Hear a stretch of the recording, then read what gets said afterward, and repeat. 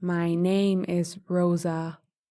I was 32 years old and I lived in a tiny one-bedroom apartment on the edge of Detroit, the largest city in Michigan. The apartment was small, so small that when I opened the fridge, the door almost hit my bed. The walls were thin, the neighbors were loud, and the bathroom door always creaked like it was crying. I worked as a waitress at a diner downtown, 6 days a week, 12 hours a day. My uniform always smelled like grease and coffee. My feet ached every night, and my hands were blistered from carrying heavy trays. But despite all of this, I still had dreams. I wanted more than minimum wage, more than tips that disappeared into rent and groceries. I wanted freedom. One night after a long shift, I sat on my mattress with a bowl of instant noodles. My phone battery was almost dead. But I opened YouTube. That's when I saw him. His video popped up like magic. A man in his 30s wearing a sharp suit, sitting in a bright office. He looked confident. His voice was calm, deep, reassuring. He said, "Right now, there is one cryptocurrency that nobody is talking about. It is about to explode. Millionaires will be made. If you act now, you can be one of them." I should have scrolled past, but I didn't. Because at the end of the video, he looked directly into the camera and said, "I am not here for fame. I am here to change lives. Message me. My number is in the description. Let me help you." My hands trembled as I typed a message that night. "Hi, my name is Rosa. I don't have much, but I want to change my life." I didn't expect a reply, but minutes later, my phone buzzed. "Rosa, thank you for trusting me. I can see you are serious. Let's talk tomorrow." My heart skipped. He had answered, a stranger, yet somehow I felt seen. The next day, after work, I took the bus across the city. He had invited me to a coffee shop. When I arrived, I saw him right away. His name was Benjamin. He was taller than I expected. Dark hair, sharp jawline, expensive watch. He stood up and smiled when he saw me. "Rosa, I am so glad you came."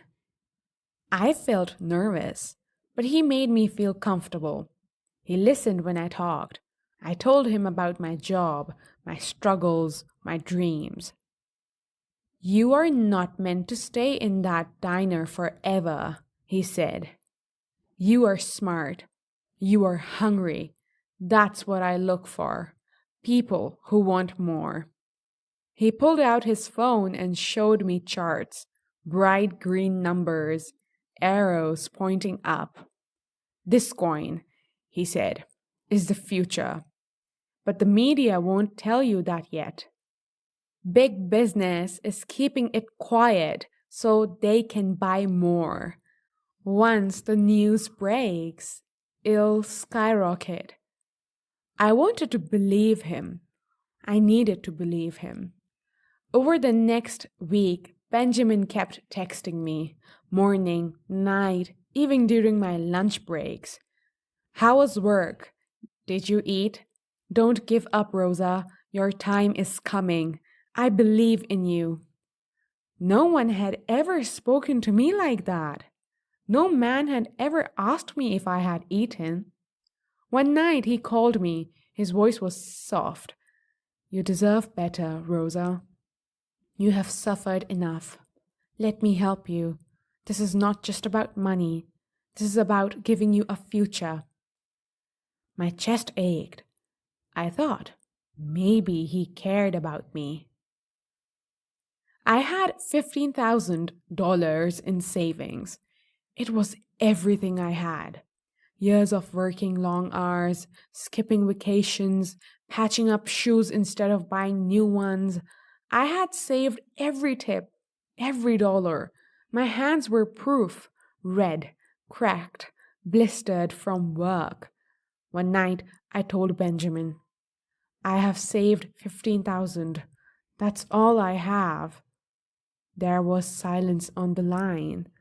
Then he whispered, Rosa, that's perfect. With that money, you won't just survive. You'll be free. I hesitated. Are you sure? I swear, he said firmly. Trust me, I'd never let you down. And I believed him. The next day, I wired the money to the account he gave me. My hands were shaking as I pressed send. 15,000 gone in seconds. But Benjamin reassured me. You did the right thing. In 2 weeks, you'll thank me. Just wait. For days, I checked my phone obsessively. Benjamin sent me screenshots of charts, numbers climbing higher. Look at this, Rosa. We're on the verge. You'll be rich. I worked at the diner, but my mind was elsewhere. I imagined quitting, buying a new apartment, taking my mom on a trip, maybe even starting my own business. For the first time, I felt hope. Then, one night, silence. I messaged Benjamin, Hey, how's the coin doing? No reply. An hour passed, then 2, then a day. Finally, he answered, Busy, big meeting, don't worry, trust me. But something in my gut twisted. 2 days later, the news broke. That coin Benjamin had pushed, it wasn't exploding. It was collapsing. Headlines flooded the internet. Crypto hype was a scam. Investors lose everything in sudden crash. I opened my app. My $15,000 investment was worth less than 100. I felt like the air had been stolen from my lungs. I dialed Benjamin's number. No answer. I called again and again. Finally, the line disconnected. His social media vanished. His number was dead. Benjamin was gone. I collapsed on my kitchen floor. The same kitchen where I had eaten cheap noodles for years to save that money. I screamed until my voice cracked. My neighbors banged on the wall telling me to shut up. But I couldn't, because everything I had worked for was gone. The next morning, I still went to work. I poured coffee. I smiled at customers. I carried trays until my blisters bled. But inside, I was empty. No one knew that I had lost everything. No one knew I had trusted a stranger who promised me love and freedom and left me with nothing. It took me months to recover. Not financially. The money was gone forever. But emotionally, I realized something. Scams are not just about money. They are about hope. Benjamin didn't steal my savings. He stole my trust, my belief, my dream of a better life. But he didn't steal me. I still had myself, my strength, my will to survive.